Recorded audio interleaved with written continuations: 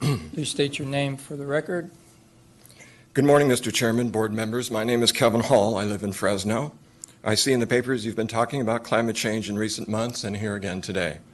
I was running my own farm shows here in Fresno and Salinas when I first read the science. My years of reporting for magazines such as Grape Grower, Nut Grower, California, Arizona, Cotton, and others had taught me to read peer-reviewed science. All my production articles were tied to the applied research farm advisors and growers were working on together. So in 1999, when I read the science on climate change, I understood it. I understood the uncertainty, but ag reporting had taught me a great deal about risk-benefit analysis. Pencil it out, they always said. So I did, and decided I had to change course. As a responsible parent, I had to face the problem.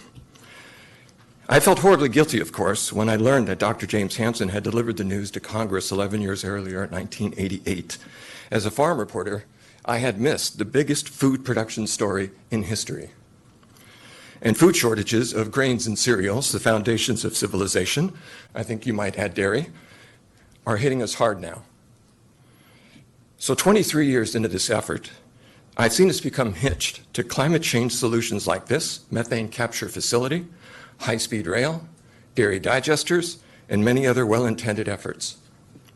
But climate change has really turned into climate cash. These win-win solutions ignore their true impacts and unintended consequences.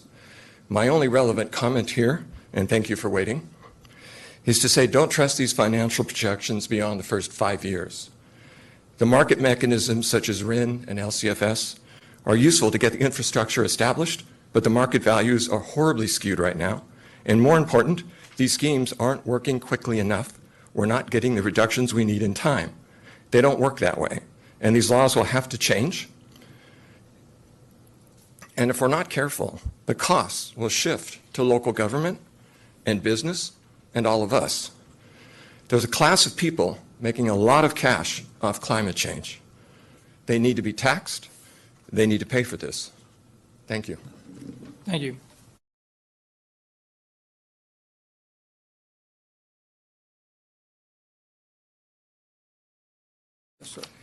Good morning, Mr. Chairman, board members. Kevin Hall, Fresno. I'm sorry for your loss. I remember the gentleman. Yeah. Please attach my remarks to the minutes of today's meeting. I will hand them over. The most popular sales tax in Fresno County history was the Measure C renewal effort in 2006. Only 22% of voters opposed it. The least popular ever was the Measure C renewal effort 4 years earlier in 2002. Opposition was double at 44%. It's safe to say that 20% of voters will never support a sales tax. That's a conservative estimate of conservatives. So of the remaining votes, you have to take 4 out of every 5 to reach 66%. Any organized opposition and the tax fails. Well, the Measure C Renewal Committee has been organizing the opposition. None of you is on the committee, but the emerging campaign strategy appears to be to try and ignore the 20% of voters found on the other end of the spectrum, known as the informed voter. They read the ballot arguments and the list of names opposing and supporting.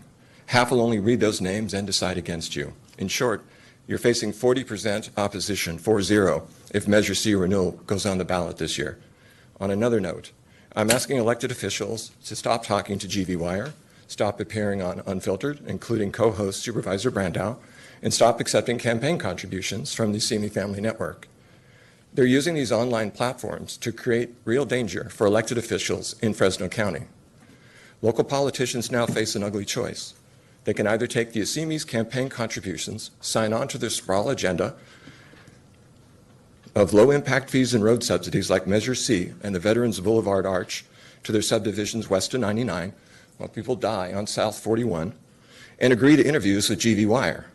Or they get attacked online with headlines and about false controversies for the political attack ads that are coming later. And now they've added a layer of fascist intimidation, of violence in our political discourse. I witnessed it at Fresno Unified board meetings in February and March. This is where we have to draw the line. There is no place in the public square for fascism. It is not acceptable speech. They tried to overthrow the U.S. government in January of last year, yet there was one being platformed 3 months afterward on Unfiltered. And the B did it this February, following a GV Wire storyline. The Assemi is called GV Wire, an online digital news site. But in the last election cycle, their family members, companies, and employees gave more than $200,000 in local races alone. I've attached the list for you.